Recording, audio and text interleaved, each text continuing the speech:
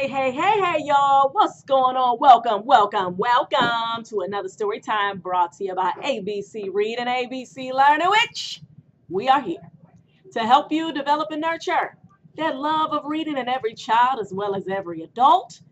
How are you all doing out there today, evening, real late at night, real early in the morning, wherever you are around the globe?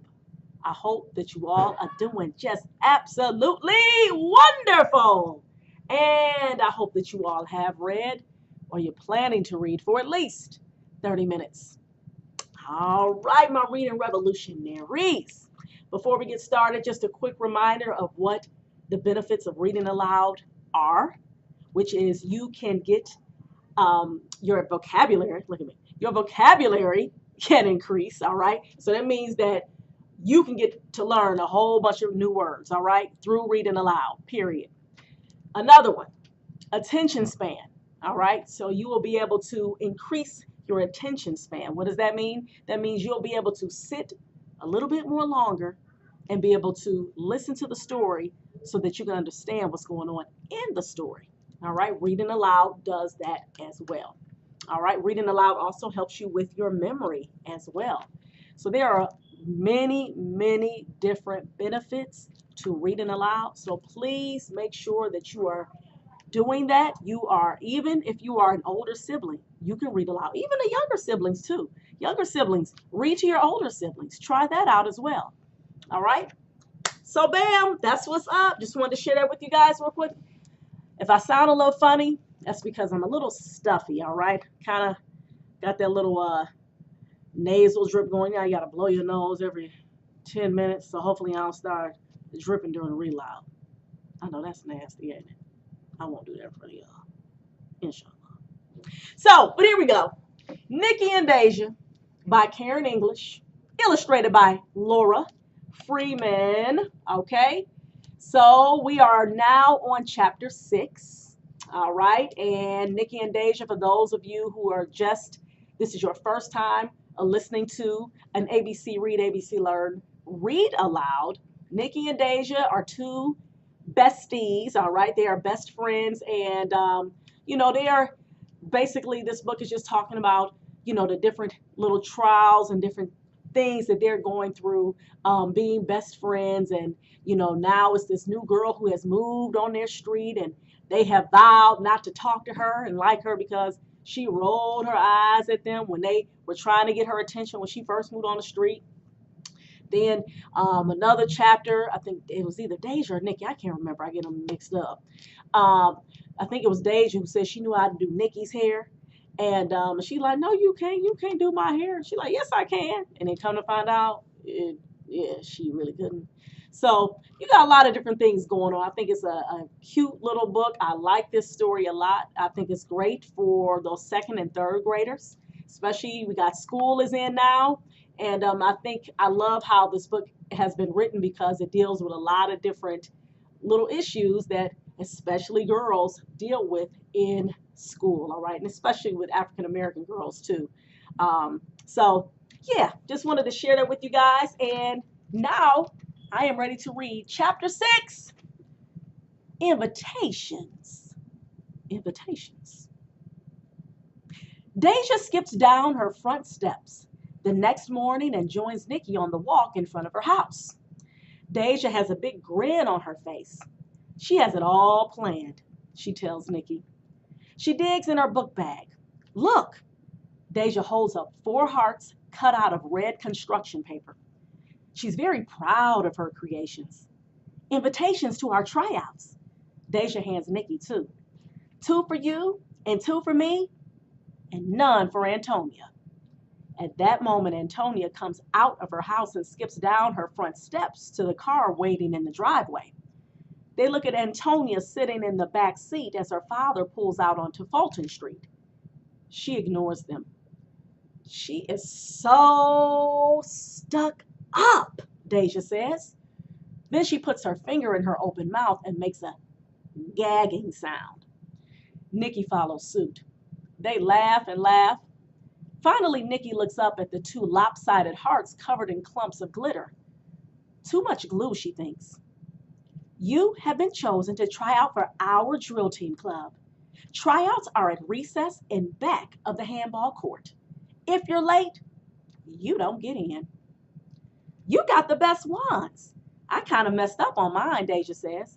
I misspelled recess and had to cross out the extra C.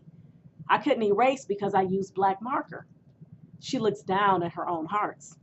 Nikki bets Deja wishes she hadn't used marker. Nikki looks at Deja's invitations.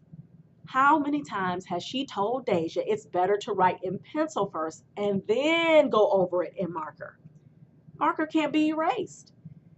Deja, why do we have to have tryouts at recess? Everybody's going to be looking. So they might laugh. Nobody's going to laugh. They're going to want to get in our club. Deja grabs Nikki by the hand to hurry her along. Deja must be anxious to get to school and start spreading the news about the tryouts, Nikki thinks. Before they look both ways to cross the street, they watch Vianda let out her cat, Bianca. Bianca trots across the street as if she knows where she's going, and she's in a hurry to get there.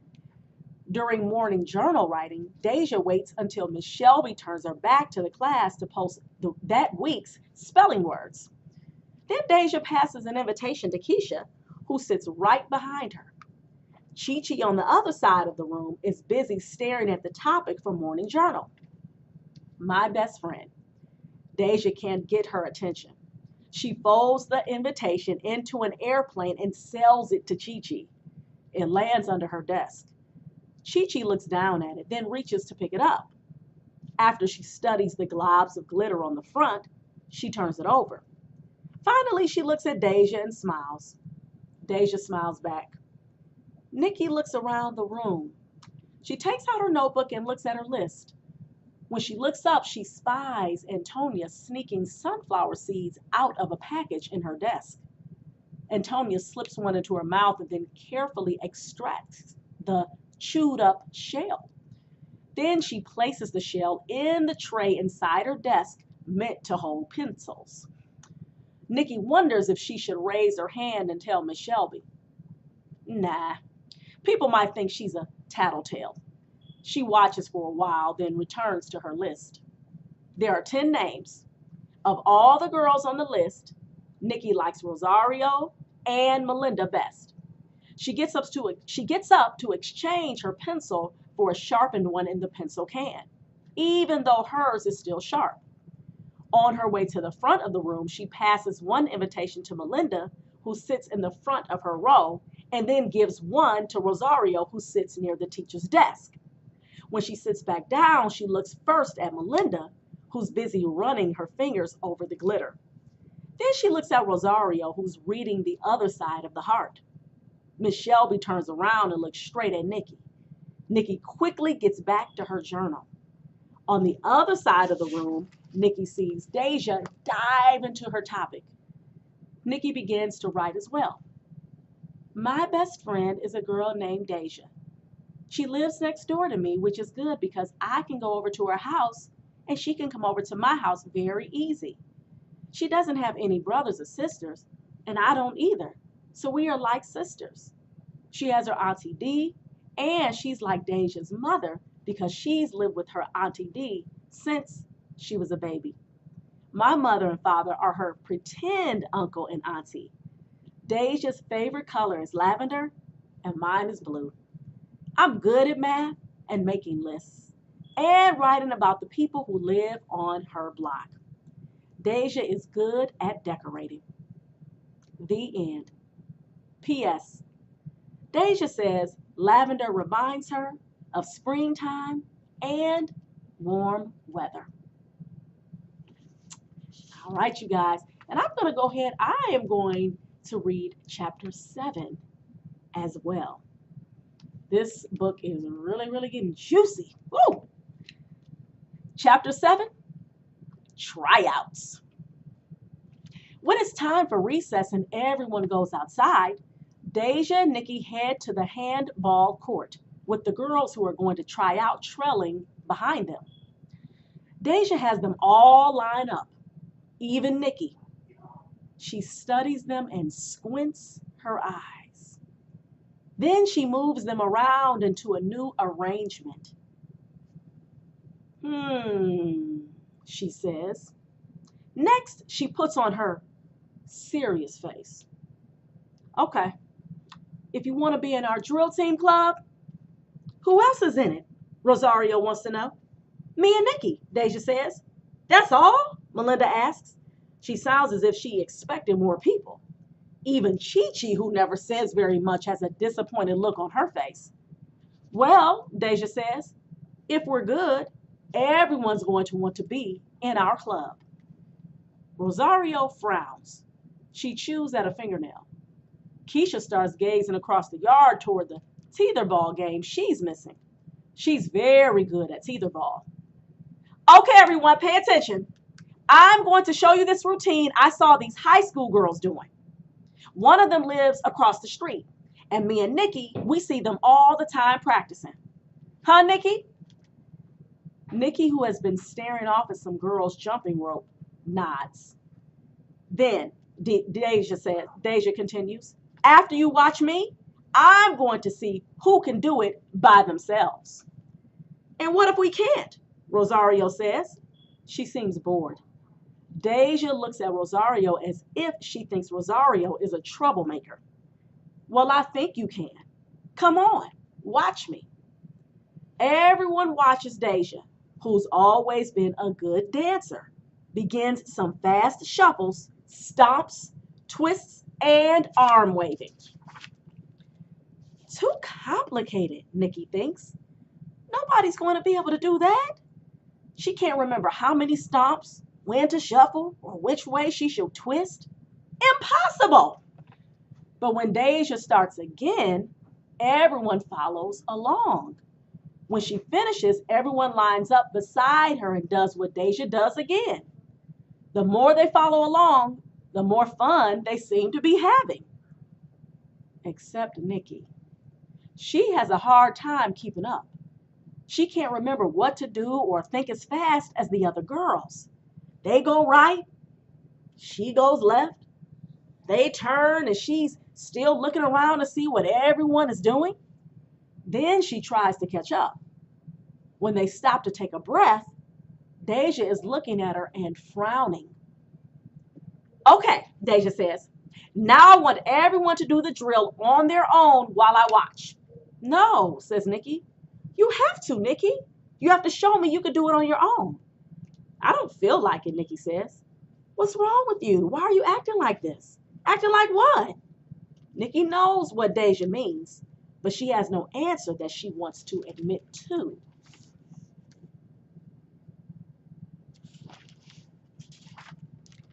Why don't you want to? The freeze bell cuts Deja off. Mr. Brown strolls up to the front of the lineup area of the playground with a clipboard and searching eyes. Finally, the second bell rings and most of the kids walk to their places to wait for their teachers to pick them up. Once in line, Deja and Nikki check Mrs. Miller's class and Mr. Beaumont's class.